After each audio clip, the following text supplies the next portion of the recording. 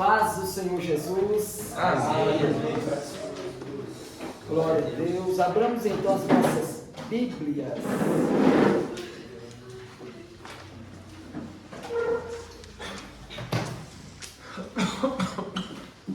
Mateus capítulo 5.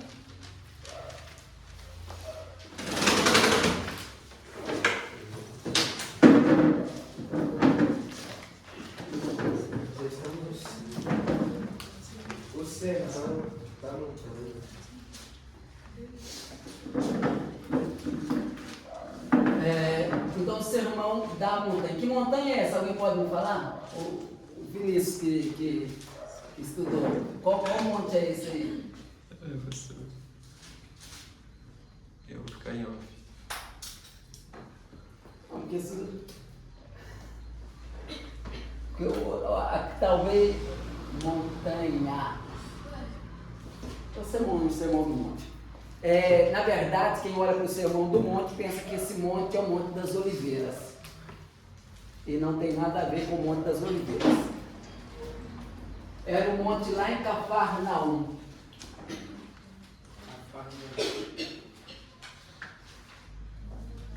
Cafarnaum. A palavra Cafarnaum significa aldeia de Num. 155 metros, 58 metros abaixo do nível do mar. Nível do mar.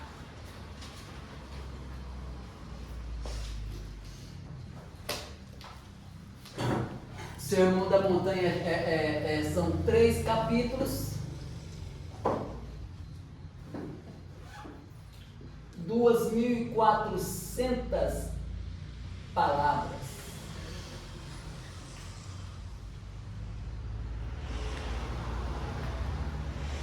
Quanto ao tempo que durou o Sermão do Monte, alguns teólogos vão dizer que Jesus faz isso pausadamente. Se fosse alguém falando igual eu, falando, demoraria. Esse seria o minuto para ler todo o Sermão do Monte. Se fosse para ser lido. Só que Jesus nunca fez o sermão sem pausa. Sempre que ele fazia como que a pessoa pensasse. Ele dava pausa nas frases. Ouvistes que foi dito pelos antigos? 53 vezes essa palavra. Então Jesus faz questão em dizer que o Sermão do Monte não é só um sermão gerado no momento. Já foi um sermão que veio bem de antes. Então Jesus só vai reforçar aquilo que já fora dito.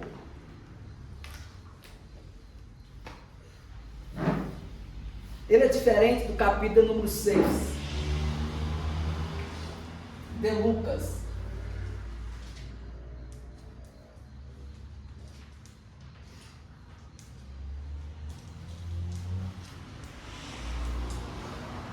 No capítulo 3 já fala das bem-aventuranças. Enquanto o capítulo de número 5, do capítulo de número 5 temos 8 bênçãos, bem-aventurado, 8 bênçãos. No capítulo de número 6 temos 4 bênçãos e 4 maldições. Enquanto em Mateus ele fala de um monte,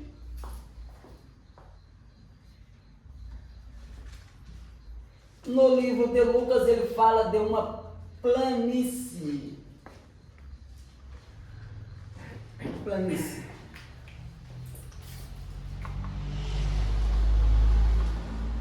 Pronto, planície. Enquanto no Sermão do Monte Jesus fala a princípio eram os discípulos, mas ele fala olhando para a multidão.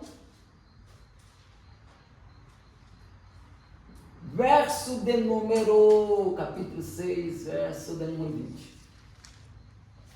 De Lucas, ele fala olhando para os discípulos.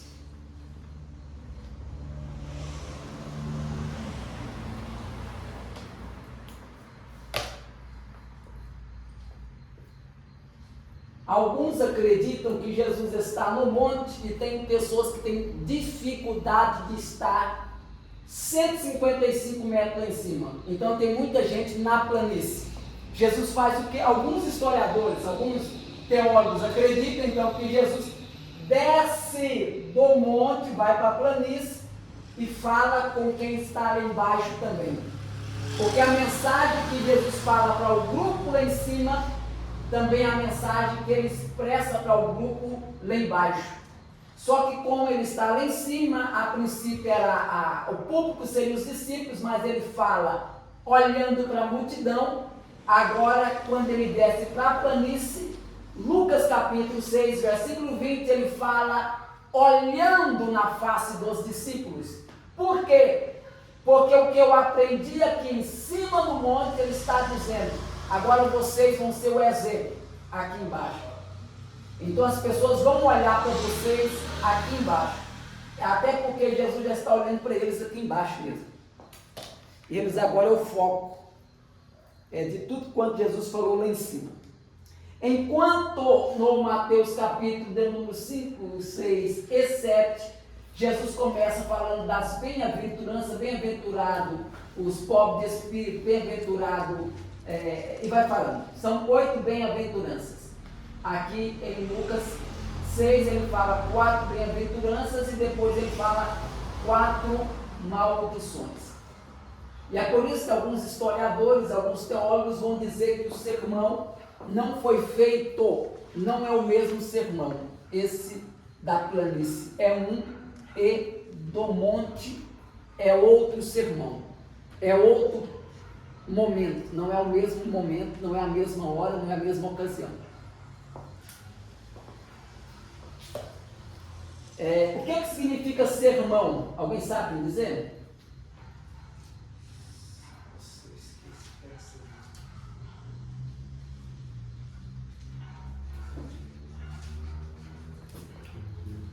Sermão. Sermão. Ser a mão para ajudar alguém. O sermão ele nunca foi feito para chutar, denegrir, expulsar, expelir, tirar alguém de dentro da igreja. Todas as vezes que um pregador chega para pregar um sermão, o sermão tem que ser a mão para alguém. Tipo, durante quando ele está pregando, ele tem que ser o sermão, né? O sermão, para ele receber a palavra e não para tirar a pessoa de dentro, mas segurar a pessoa para ela. É o estilo Pedro em Atos capítulo 3. Ele disse, eu não tenho prata, não tenho ouro. Começa com a mensagem, mas ele estica a mão e diz, vem cá. Pegando na mão do paralítico, colocou de pé. Esse é o verdadeiro sermão. É aquele que você tem capacidade, não apenas ter uma mensagem na boca, mas ter atitude nas mãos.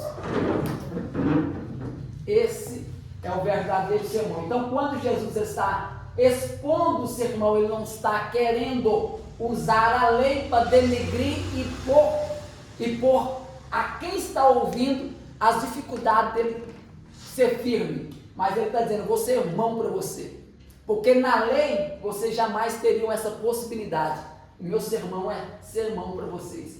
Eu vou te segurar, vou te ajudar, vou te sustentar, nós vamos juntos. Mas você não vai ficar caído. Essa é a origem do sermão. O capítulo de número 5, ele começa dizendo assim, vendo Jesus as multidões, subiu ao monte e como se assentasse, aproximou-se os seus discípulos e ele passou a ensiná-los, dizendo. Então alguns acreditam que a princípio o público que a princípio apresenta-se para Jesus são apenas os seus discípulos. Há esse debate, há alguns que acreditam que essa mesma multidão, ela tem acesso também ao mesmo ambiente em que eles estão. Eles sobem, eles vão ter o mesmo ambiente. aproximando-se, E ele passou a ensiná-los, dizendo: bem-aventurado as versões de alguns aí pobres de espírito. Alguém pode me dizer, por favor, o que é um pobre de espírito? É tu mesmo, tu vai me ensinar hoje. Pobre de espírito. Pobre de espírito, assim, o Espírito Santo de Deus é pobre sem a presença do Senhor dentro de nós. Alguém mais? Pobre de espírito é quando você compadece com a dor do próximo? Esse é o misericordioso. Alguém mais? Negativo demais, né? Vamos lá. Então, pobre de espírito.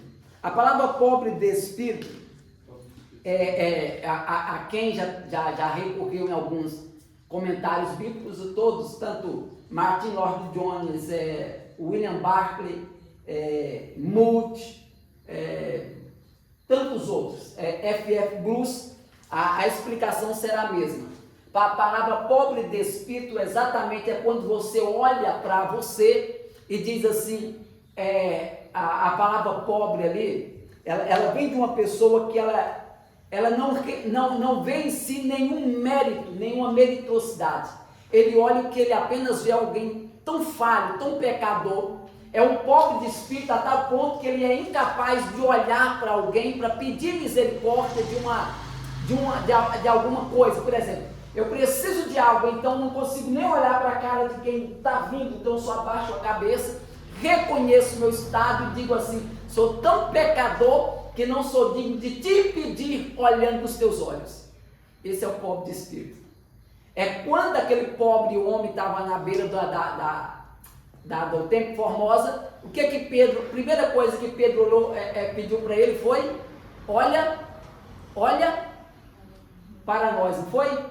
Porque todo pobre, naquela cultura ele dizia assim, todo pobre, ele não podia ter ousadia de olhar para cima. Ele deveria olhar para baixo, tirar o foco do seu olhar. Então a ideia do pobre de espírito é exatamente essa. Eu não tenho mérito algum de olhar para Deus e pedir alguma coisa. Então a minha forma de pedir é olhar para baixo e reconhecer que eu sou pecador, sou falho. Não tenho nenhuma virtude em mim. Não tenho nada em mim que diga, que dá para mim dizer assim, pelo menos esse lado meu é bom. Então, pobre de espírito, ele reconhece esse momento dele. Aí vem a segunda bem-aventurança, versículo do número 4. Essa palavra pobre vem da palavra makairos. Isso aqui, que é essa expressão exatamente aí, makairos.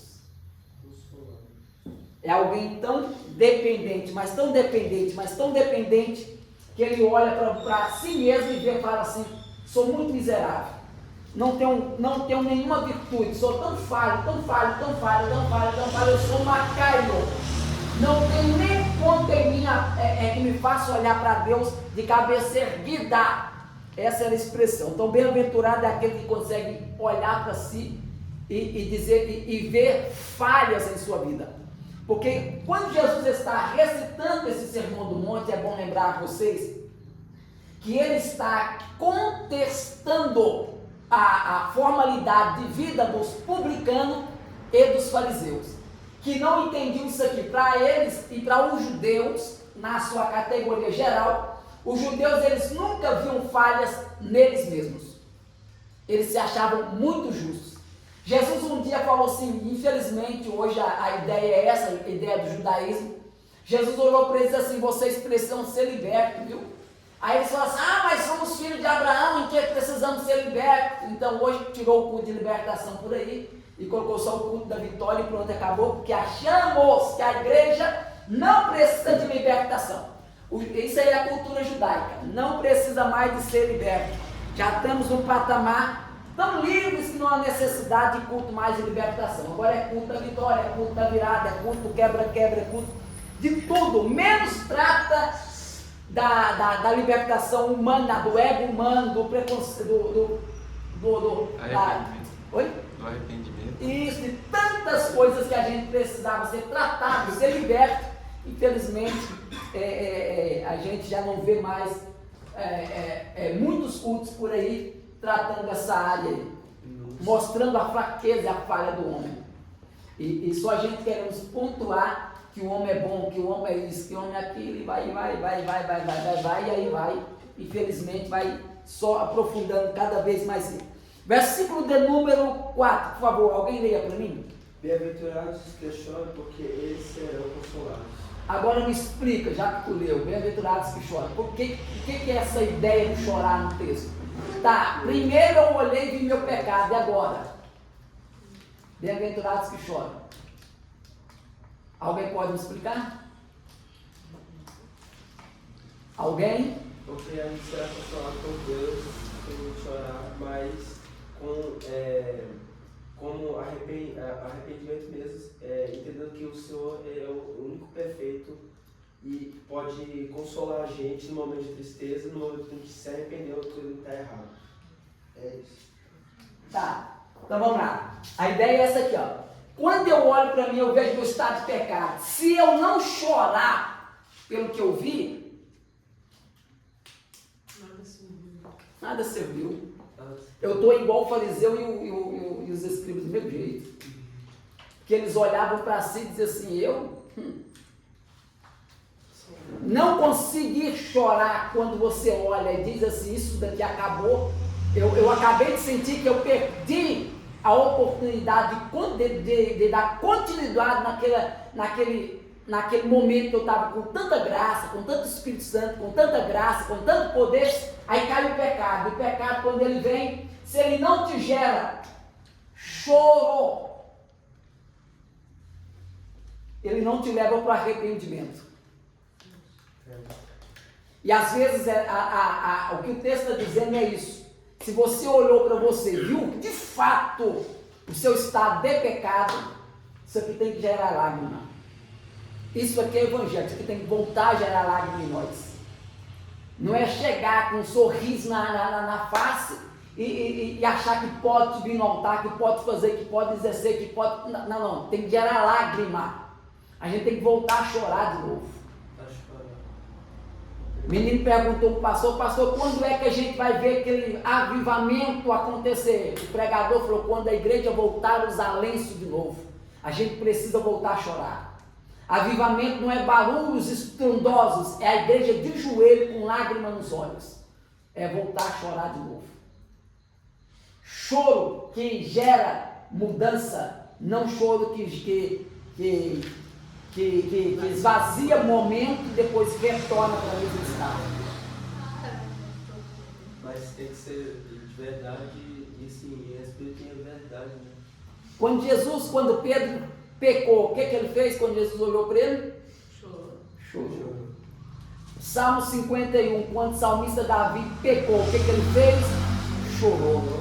Então assim, não é só o ato, não é só chorar, eu preciso rever minha vida e falar assim, eu preciso mudar. Jeremias chorou quando viu o pecado da nação inteira.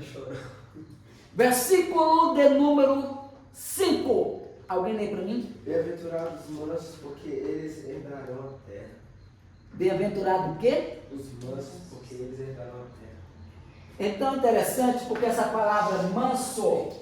Então tá, primeiro eu vi meu estado de pecado. Segundo, eu chorei. Agora a outra frase, manso. Alguém pode me dizer por que manso? Calmo. Oi? Calmo. Essa palavra calma, ela vem de uma palavra do grego, um espírito melancólico, mas não é isso não. Depois não. Essa palavra manso aqui, ó, eu esqueci agora aqui, mas depois eu vou mandar para vocês. Essa palavra manso, uma pergunta, ser humano amansa ou não? O senhor acha que não, né? Eu tenho certeza que não. E por que o texto está dizendo manso? Porque não é uma expressão direta ao ser humano, mas era uma expressão direta a cavalos.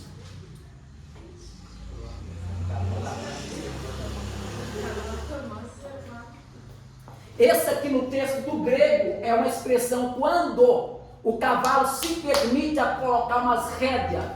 Eu vi meu pecado, eu chorei por ele, o Espírito Santo está falando assim, deixa eu colocar umas rédeas para você não voltar a fazer o que você fazia. Deixa eu mansar esse cavalo bruto que estava em você, essa fera que queria fazer do jeito que pensava, do jeito que queria. Ele está dizendo, a partir de hoje você vai andar do jeito que eu quero, da forma que eu quero, eu vou te mansar se preciso for. Se vocês lembram lá em Atos capítulo 9, o que Jesus falou para Paulo? Paulo, por que recalcais, né? Recalcais. Na verdade está dizendo assim, por que recalcais? A expressão é como um touro, né, que fica se debatendo contra quem está querendo amansar você. E você percebe, Paulo, que todas as vezes que você tenta, você vai perder, Paulo. Aí Jesus permitiu que ele ficasse cego para tratar com ele, para depois abrir para ele ter visão na sua cegueira. Então aqui o manso aqui, então bem-aventurados os mansos, são aqueles que se permitem ser agora guiados pelo Espírito Santo. Eu vi meu pecado, chorei por ele, mas não basta eu chorar. Quem é que eu vou permitir as rédeas ao Espírito Santo? Espírito Santo, o Senhor está com as rédeas. Porque se eu continuar sem alguém que me controla, que me amansa, eu vou voltar para o pecado e vou chorar de novo, vou voltar para o pecado, vou chorar de novo, vou voltar para o pecado, vou chorar. Isso aqui vai virar um ciclo vicioso. Aí vira aquela palavrinha chamada iniquidade.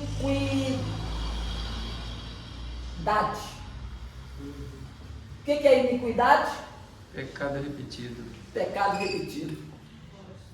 Aí Jesus falou assim, apartai-vos malditos, porque vós que praticais iniquidade, ou seja, ciclo vicioso de um pecado, vicioso, sem qualquer arrependimento. O problema de tudo é que não se permite ser dominados, ou seja, não permite ser tratado. Aí, infelizmente, vira o que a gente vê por aí em várias e várias vezes. Versículo de número 6, por favor. Bem-aventurados os que têm fome e sede de justiça, porque eles serão fartos. Essa justiça aqui não é, por exemplo, falaram mal de mim ali de Deus, eu estou com uma sede de uma justiça, Senhor. Pega ele, não é essa não, viu? Essa sede de justiça é a justiça de Deus e não a nossa. Então não é só fome, não é só sede, é fome, não é só fome, é sede. É algo completo. O que o texto está dizendo é, você viu o teu pecado, você chorou por ele, você está sentindo que o Espírito Santo está tratando essa raiz. Agora ele está dizendo agora, bem-aventurado você que tem fome e sede disso. Justiça e libertação, pois nós queremos de volta a presença e servir do nosso pecado. Agora, bem-aventurado é você que deseja isso, como se alguém estivesse no deserto com sede, não tem água para beber, não tem jeito, então você sente essa necessidade de beber água. Aí de repente tem alguém com fome, tem querendo comer. Então ele está dizendo assim, é uma vida dupla, é algo que não é só sede, é algo que tem que ter sede, tem que ter fome. É algo que não dá para o ser humano viver sem. Então ele está dizendo o seguinte, então vive uma vida que não dá para viver sem. O que? Desejo de que isso faça parte da tua vida. Seja esse o seu anelo. Anelo do quê? Reconheceu o seu pecado, chorou por ele, se permitiu ser controlado e tratado. Ele está dizendo agora, bem-aventurado você que deseja isso, muito, mas muito mesmo. E de domínio próprio. Domínio próprio. Você que deseja isso aí. Essa justiça de Deus, esse ato de Deus, porque Deus em sua justiça, Ele não toma por inocente o culpado. Então que trata essa imundice, como disse o Davi, né? É melhor Deus cair nas tuas mãos do que na mão dos homens. Que os homens não têm misericórdia. Então, versículo de número 7. Alguém lê para mim? Bem-aventurados os misericordiosos, porque eles alcançarão misericórdia. Eu vi meu pecado, chorei por ele, me permiti ser tratado, estou desejando mudança. Agora, quando eu ver alguém cair, o que eu vou sentir? Misericórdia. Vou sentir misericórdia de nós. Miséria e corda. A palavra corda significa coração, viu? Então a palavra misericórdia é a miséria do homem no coração de Deus. É mais ou menos o estado assim, é Deus olhando para o ser humano, vendo, apesar de toda a misericórdia, Deus fala assim, ó, não te arranco daqui. É a miséria do homem, é a miséria. E embora sempre nós estamos com tanta falha, Deus fala assim, eu não te excluo daqui. Você está aqui. É Deus pegando o mais miserável dos homens e dizendo assim, eu não abro mão de você. E esse ato de Deus é o mínimo que Deus queira que a gente trate alguém. Porque um dia eu passei por essa fase, que é por isso que eu acho bom a Bíblia, que ela está dizendo assim, você não foi perfeito, você sabe quantas vezes você chorou, você sabe o tanto que foi difícil ser tratado dessa área, para você chegar bem aqui, ó, e não ter misericórdia de quem está passando pelo mesmo processo. E que passa pela profecia e fica julgando a pessoa. Isso. E a Bíblia diz assim, não julgueis para que não seja, porque com o mesmo critério que você julga, você será. Então o texto está dizendo, hoje você está julgando, esqueceu que um dia você estava lá. E um dia você pode voltar para a mesma fase, alguém vai julgar você da mesma forma que você julga as pessoas. Todas essas palavras aí que a gente está, o senhor está passando aí, a gente aprendeu tudo, a gente, tipo, pregaram lá sobre tudo isso no encontro com Deus que a gente teve. Então era o que você está me ensinando hoje aqui. Eu estou relembrando um pouco aqui, aos poucos. Está relembrando, está repassando, a mente está voltando. Hoje tu é juiz, amanhã tu é réu. Oi? Hoje tu é juiz, amanhã tu é réu. É desse modelo. É dessa forma. Hoje, infelizmente, as pessoas esquecem de quem de fato é o verdadeiro juiz. E até Jesus falou, eu não vos julgo, né? Mas aqui quem te julga? A palavra. Que a palavra em todo momento é como um martelo que esmiúça, ela está lá batendo, ó. Está dizendo, está errado, está errado, está errado. Ela não, a finalidade da mensagem hoje, da palavra hoje, não é de condenar, né? Ela só aponta onde estão os nossos defeitos e aponta a porta de oportunidade que nós temos para retornar ao que éramos antes. Diferente do diabo que aponta pecado e te chama pelo passado e diz assim, acabou, seu fulano de tal, aí cita o nome do que agiu do passado. Já o Espírito Santo é diferente, ele já não aponta o seu pecado, mas aponta a graça e diz e te chama pelo seu próprio nome. Enquanto todo mundo chamava Zaqueu de ladrão, Jesus passou debaixo da figueira e diz assim, desça depressa, Zaqueu, porque hoje me convém pousar na sua casa. Porque o homem chama-nos pelo que nós vivemos, pelo passado, pelo que eles acham que fazemos. Mas Jesus chega debaixo e diz assim, para mim tu és Zaqueu do mesmo jeito, desce aí filho, vamos para a sua casa, quero comer hoje lá, quero dormir lá hoje, pronto, acabou. Versículo de número 8. Bem-aventurados os límpidos de coração, porque eles verão a Deus. Forte. Então vai lá, bem-aventurados os limpos de coração, vim meu estado, chorei por ele, fui tratado, sinto misericórdia agora, o mínimo que eu posso sentir é misericórdia, afinidade, misericórdia, empatia, não é a palavra? Empatia, pela situação do outro. Aí vem a palavra agora, depois, bem-aventurados os limpos de coração, porque verão a Deus. O mínimo, que esse senso que eu tenho com esse aqui, seja sincero, viu? Sincero, e para Deus misericórdia. Acho que assim, não sei se é assim ou é sério. Tá, talvez seja com esse, sincero, tomara. A palavra sincera, alguém sabe o que é? Sincero de pedir Lá pelos gregos, gregos. sincera.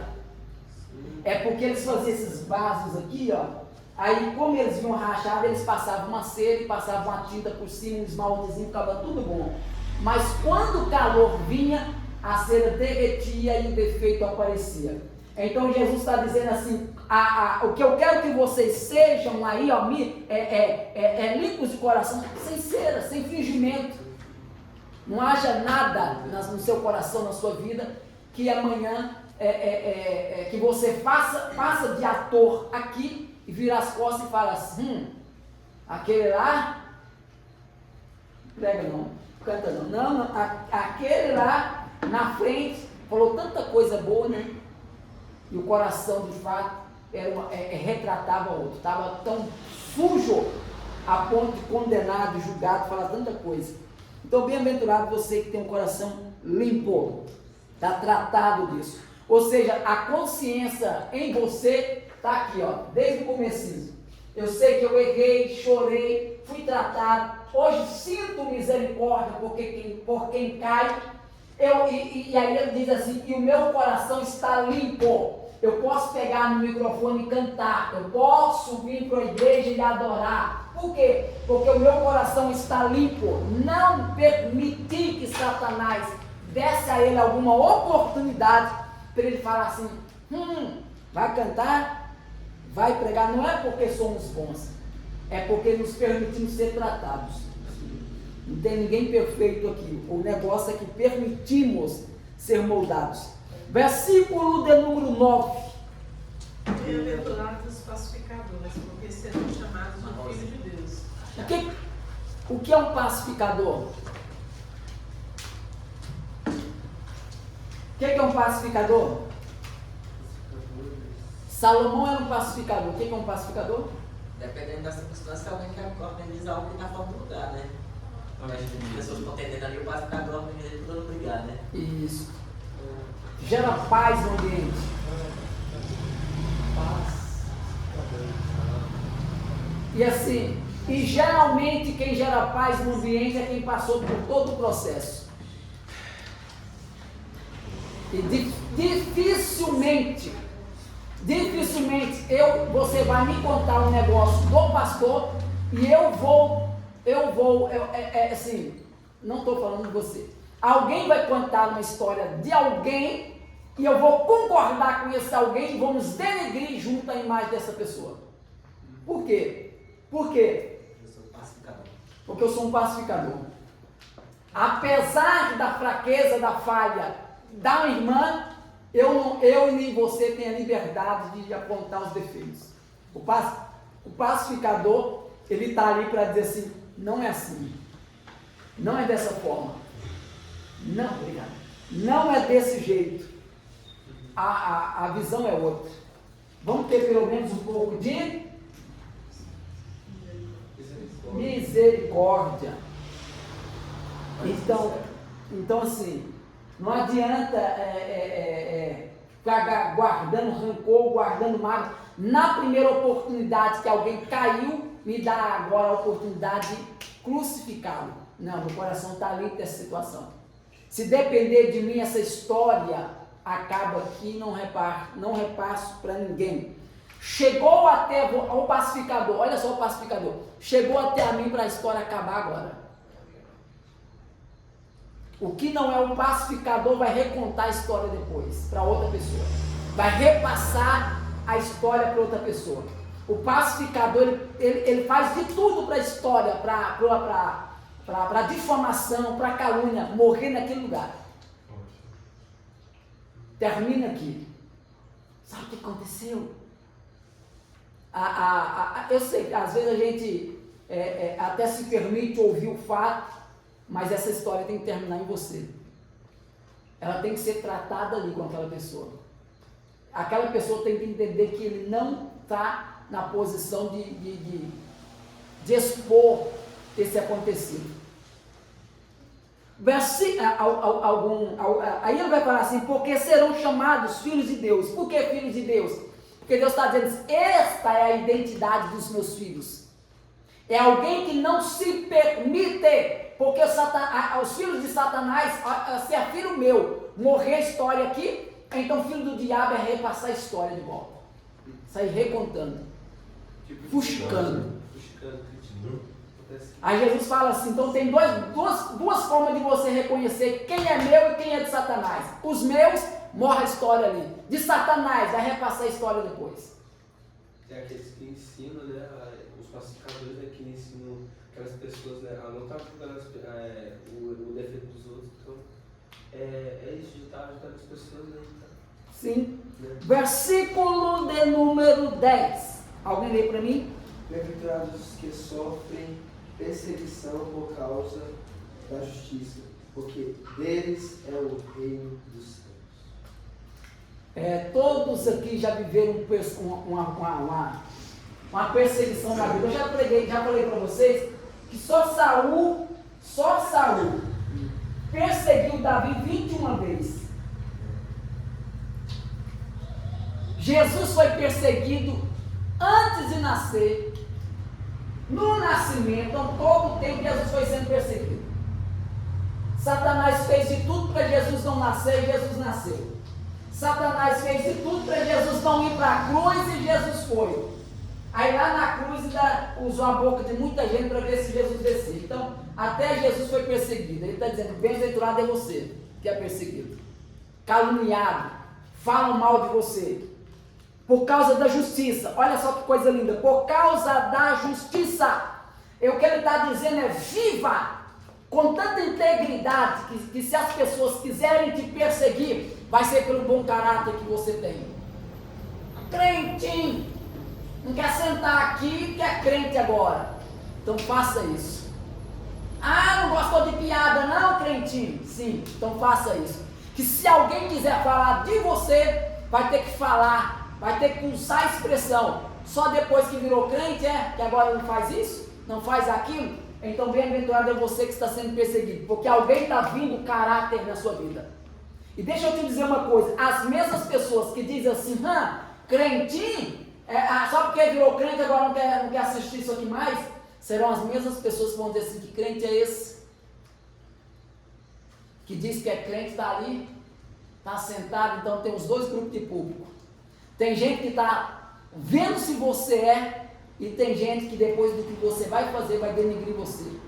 Quando alguém falar assim, está vendo lá que o pastor prega bem, aquilo ali é pastor? Rapaz, se você ver o que ele fica falando aqui no serviço ali, aquilo ali é pastor. Aquela ali canta, prega. Os observadores para depois criticar. Então as perseguições elas virão de uma forma ou de outra, para denegrir seu caráter ou para falar do seu novo estilo de vida.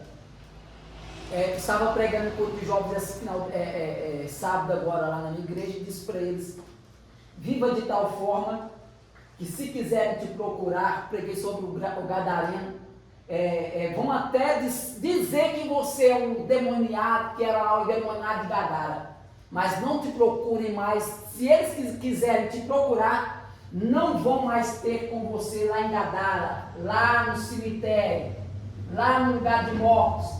Vão ter que te ver em Decápoli. Decápoli significa 10 cidades, viu?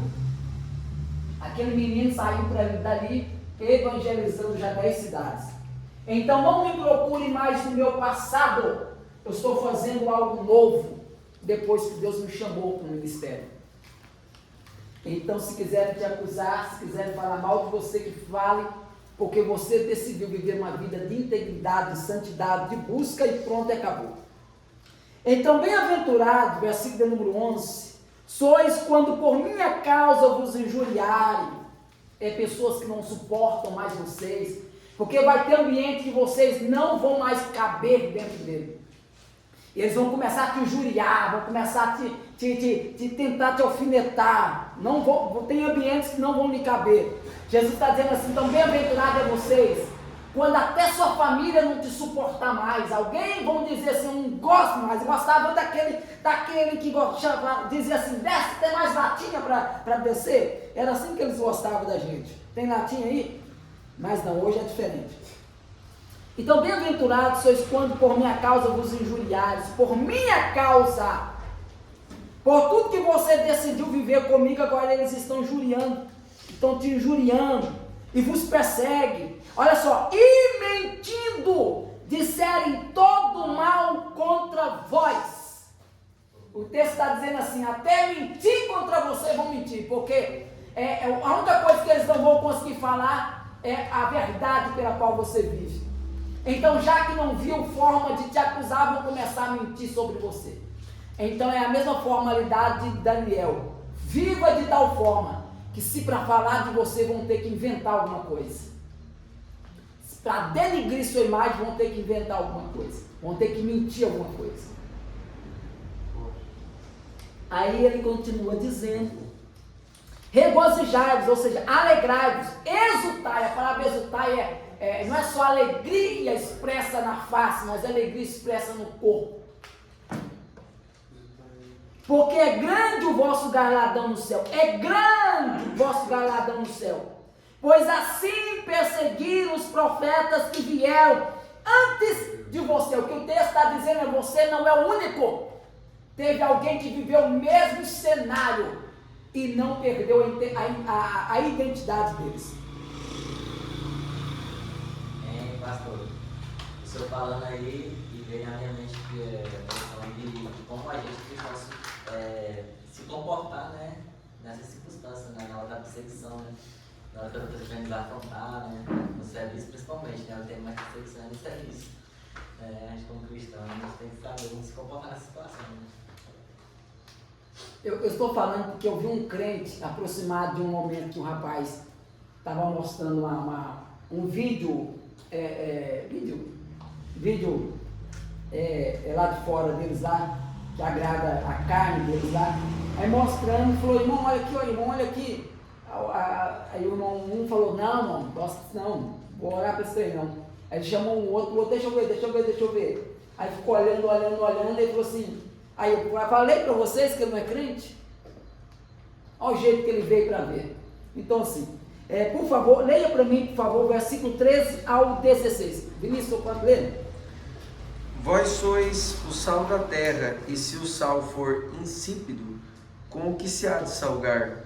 Para nada mais presta, senão para se lançar fora. Só um momentinho só. Continua, versículo 14. Vós sois a luz do mundo. Não se pode esconder uma cidade edificada sobre um monte. Pode continuar? Pode. Nem se acende a candeia e se coloca debaixo do alqueire, mas no velador, e dá luz a todos os que estão na casa. Escuta isso, sal é luz. Sal, quando ele está em ação na panela, ele faz o quê? Tempera, mas ele tempera desaparecendo, não é? Sim. E a luz, quando ela está em ativa, ela faz o quê? Ela tem que fazer o quê? Aparecer. Então Jesus está dizendo assim: vai ter momento que eu preciso que você age desaparecendo, mas vai ter momento que eu preciso que você apareça. Porque o sal, ele age por dentro. A partir do momento que você vê o sal em excesso dentro da panela, ele está dizendo: vai estragar o ambiente, vai estragar a comida, vai estragar o alimento. Então, todas as vezes que você vê um sal em riba do púlpito ou qualquer lugar pregando, aparecendo demais, estraga a comida. Apareceu demais. Então, todo sal que em excesso aparece, ele estraga a alimentação da noite. Estraga a comida do chefe que... Né? O pastor Jonathan Carlos, ele falou isso, assim, eu sou apenas só o garçom, pois o chefe já preparou a comida. Então vamos lá. Se o sal ficar insípido, por favor, me diga, pelo amor de Deus, se tiver, eu preciso rever meus conceitos.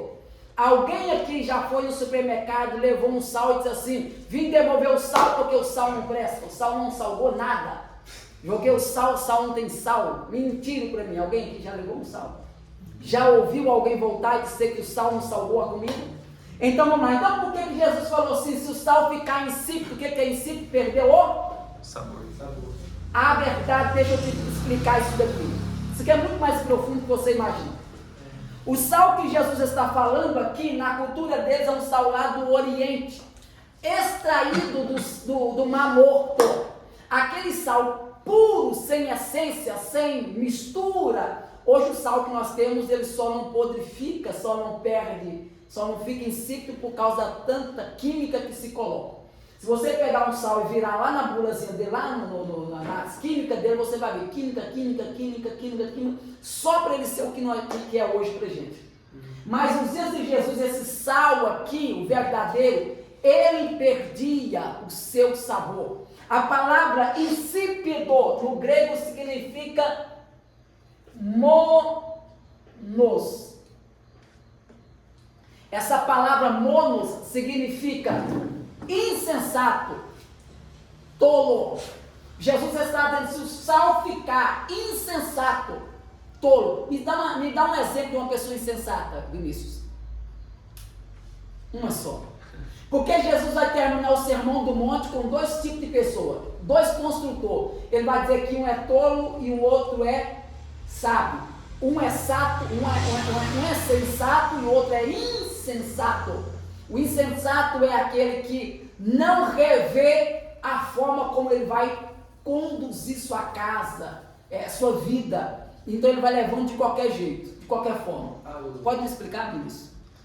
Totalmente, então pastor, pode. A pessoa insensata, o que é uma pessoa insensata?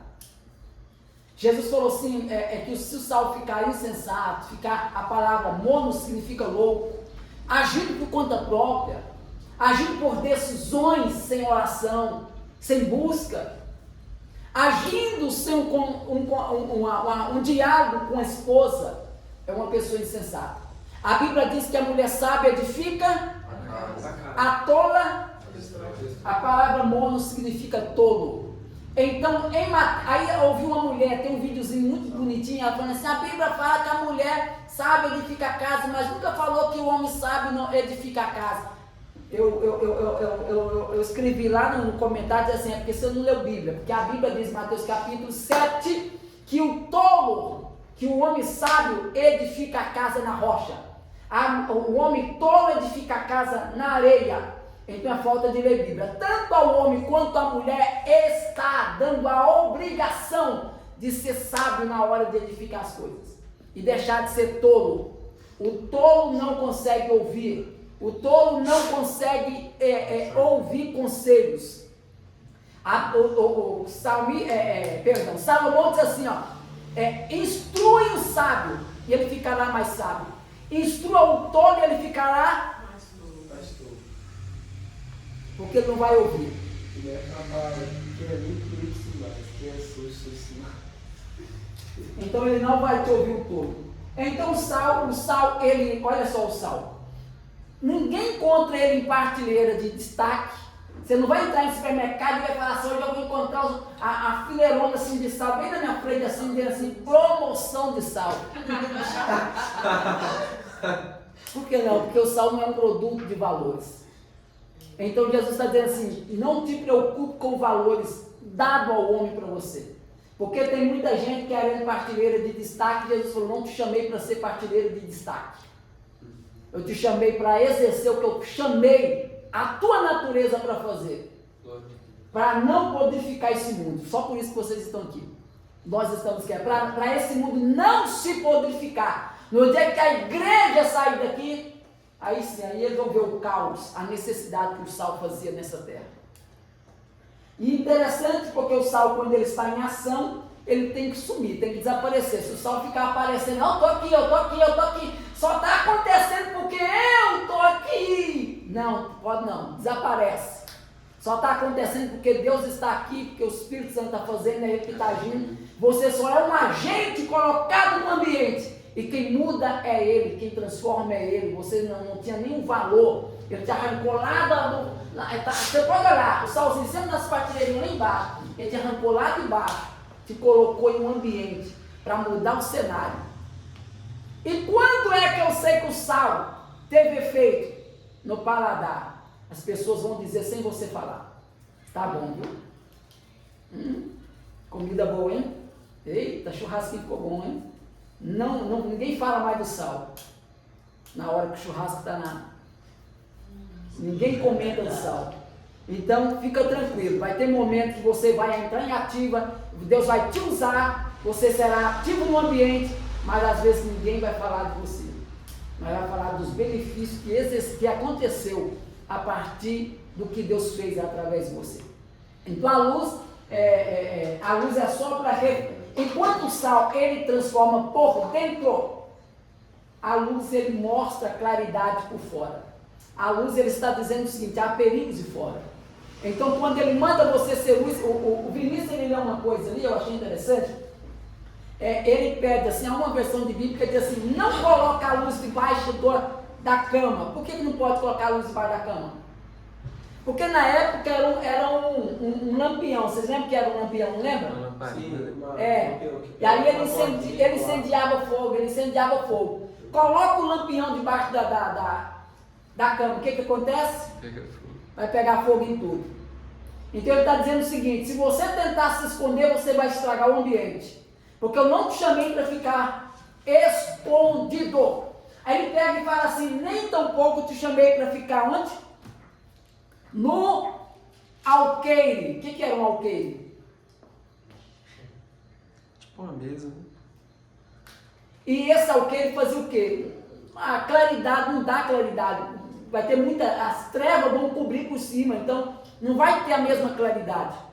Então Deus está te falando assim para alguém: você é luz, você é sal, que age sem esperar elogios, mas você também é luz que precisa clarear o ambiente de forma que as pessoas tenham claridade do que estava acontecendo à sua volta. Eu preciso saber o que está acontecendo à minha volta. Então a luz está aí ele pega e fala assim: mas coloca aonde? Ele leu, coloca aonde? No velador. Olha só. E alumina todos os que entram ou todos os que se encontram na casa. Olha só, versículo 16. Assim brilhe a vossa luz. Então não é a vossa lâmpada não? É luz, não é lâmpada não? Então ele está falando, não é tanto de você, ele está falando então assim, brilha a vossa luz. Porque se você brilhar mais do que o propósito que Jesus te colocou no ambiente para fazer, está errado também. A Bíblia diz assim que Jesus Cristo, ele falou em João capítulo 8, ele disse assim: eu sou quem? A luz do mundo, não foi? Então Jesus está dizendo o seguinte: você só é instrumentalidade para que eu brilhe no ambiente. A vossa luz. Paulo, por 53 vezes, ele diz assim: Cristo em vós. Se Cristo está em vós, você é apenas um vaso. Ele diz mesmo, né? Que temos esse tesouro em vaso de barro, para que toda a excelência da glória é dele, não é nossa. O dia que você reconhece que você é simplesmente um vaso, uma instrumentalidade para que Cristo brilhe no ambiente, aí você entendeu o propósito que é o Evangelho. O Sermão do Monte é mais ou menos isso. É ele tentando dizer para a gente, ó, o Evangelho é isso. Moody chegou a dizer, eu disse para vocês, Moody chegou a falar o seguinte: Moody foi um dos grandes pregadores, era sapateiro, colocava pregos assim colocou ali um mapa e colocava pregos e orava pelas nações, orava pelos povos, orava por todos. Aí ele pregava a chapinha, a taxinha, e dizia: hoje eu vou orar por essa nação, e orava. Moody era um barbudo, gordo. A improbabilidade para Texas, nos Estados Unidos, por um momento, um certo dia ele orava tanto, Senhor, me levanta. Passou uma irmã, Mariana Adelaide, olhou para ele e disse assim: Moody, a minha igreja está orando por você, porque ele sentia, ele expressava o desejo. E um dia disseram para ele: Moody, a minha igreja está orando por você. Ele diz assim: ore pelos pecadores e não precisa orar por mim. E ela disse assim: estamos orando por você, porque a hora que você se converter, você vai ganhar muita gente para Cristo. Perdão, a hora que o Espírito Santo visitar você, você vai ganhar muita gente para Cristo. Moody ganhou quase 1 milhão de pessoas para Cristo. E Moody, lendo o Sermão do Monte, ele faz um comentário lindíssimo sobre o Sermão do Monte. Está aí na internet depois para quem quiser baixar o Sermão de Moody. Perdão, o Sermão do Monte na versão de Moody. É lindo o sermão. Ele diz o seguinte: se toda essa Bíblia hoje queimasse, e nos restasse apenas os 3 capítulos, Mateus 5, 6 e 7, teríamos o suficiente para sermos salvos.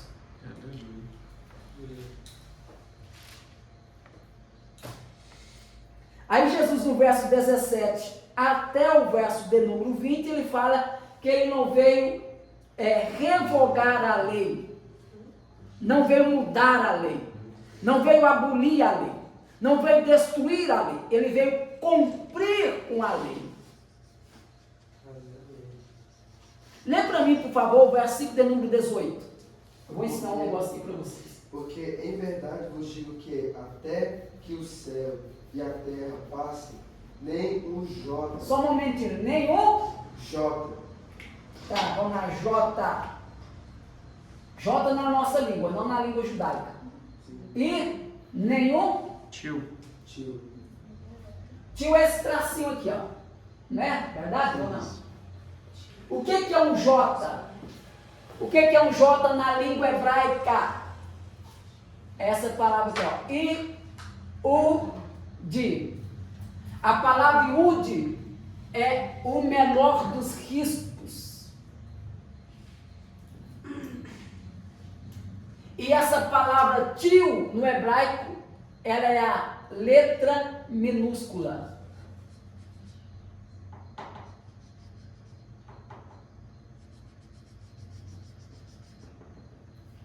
Então J e Iud são tracinho, aí muda diferente, né? Deveria ser o tracinho por nome de Iud e J por letra minúscula, mas não. Jesus, porque na língua do grego não existe a palavra J, existe a expressão Iud. Na minha está aí. Na minha versão. A minha também. A sua está aí? Na minha está aí. Então tá, na minha tá o J mais independente, a sua já está mais completa. Então vem da palavra Iud. Então vamos lá. A palavra Iud é apenas um pequeno traço. O que ele está dizendo é: eu não vim revogar a lei, não vim mudar a lei, mas eu vim para cumprir desde o pequeno traço a menor das letras. Em outras palavras, eu vim para cumprir dos menores do que a lei exige e do menor traço que a letra, que o sermão lá do Sinai lá foi colocado. Então, dos menores traços até a menor letra minúscula. Eu vim para cumprir tudo isso. Eu não vim destruir isso. Eu vim para que isso seja completo. Aí ele diz assim, ó: Jesus completa o que foi dito aos antigos. De novo, ó. Ouviste que foi dito aos antigos: não matarás, quem matar estará sujeito a julgamento. Eu, porém, vos digo que todo aquele que sem motivo se irá contra o seu irmão estará sujeito a julgamento. E quem proferir um insulto a seu irmão estará sujeito a julgamento do tribunal. E quem lhe chamar tolo estará sujeito ao inferno de fogo. É aquilo que nós falamos, ninguém aqui está colocado a juiz. Porque a notícia que chegou até você, chegou de uma forma, aqui na gente termina, ficamos em pé então. A forma como chegou até você é uma que veio talvez de 20 bocas de lá para cá, distorcida. Ah, mas é pura verdade. Mas existe uma verdade aí. Então a gente tem que tomar cuidado com aquilo que a gente repassa para frente. E na próxima aula a gente vamos estudar sobre alguns pontos como adultério, julgamento, vingança, o amor ao próximo, e o capítulo 6, vamos terminar o capítulo 7 todo. Capítulo 6, capítulo 7. Terminaremos o Sermão do Monte na próxima aula, ou no próximo ensino. Pastor Francismar, com oportunidade de orar conosco. Neste momento, ó Pai, queremos te agradecer. Cada ensinamento. Obrigado, Espírito de Deus, pela tua mão, pela tua graça, Pai, que nos ensinou a dar. Pai, não havia como, Senhor, nos permitirmos ser avançados se não fosse pelo teu Espírito. Porque há momentos que o Senhor usa uma ferida para tratar exatamente, Pai, as nossas raízes da amargura. Pai, obrigado. Senhor. Porque hoje, sempre, a tua mão está nos guardando, direcionando a nossa vida. Ser conosco, em nossa vida, nos leve em paz para a nossa casa, é o que pedimos. Em nome de Jesus.